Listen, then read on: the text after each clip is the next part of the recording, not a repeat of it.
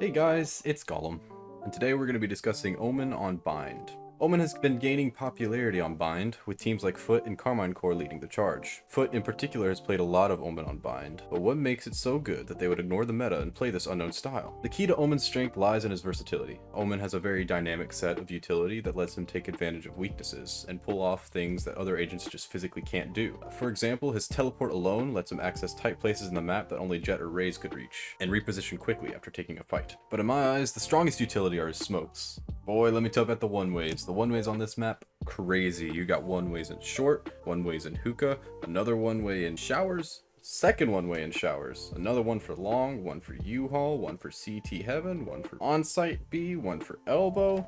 Basically, if you've got an angle, you can one-way it. And also the range on these smokes. Very long range. You can stand on top site B and reach all the way into the front site shower choke, which is something that Brimstone cannot even fathom of doing. We've established that his TP is strong, and so are his smokes. So let's talk about his Paranoia. Paranoia as an attacking tool is very strong. Got multiple attack angles that are very long, and Paranoia is really good at clearing those spots. For example, here are just some of the really strong Paranoias on Bind. You got your elbow Paranoia, which forces any enemy in this yellow box to either move back into halls or move into site where they'll get picked off for free. The same could be said for this Paranoia covering some of hookah and part way of sight. Anybody in the drop down area will get totally blind and picked off by the guys coming out garden. These two coming from short, very strong for taking A, as well as this one coming from showers. Basically what Paranoia does on attack is forces the enemy to move into a spot where they don't want to be and allow you to take the space they were in. Paranoia can also be used as an immediate fragging tool, depending on the right situation. The same can be said for defense. There are many very strong Paranoias on defense as well. For example, this short one, very strong for shutting down or stalling any fast hits. And the same could be said for this B-long one on this side. And then the rest are kind of like stall Paranoias. Paranoia, very good stall utility. And of course, it does have the same fragging potential if you need to use it that way. So now that we've established the strength of Omen's kit, let's look into some pro games and see this utility in action. Foot decides to go very fast, smoking off the TP, and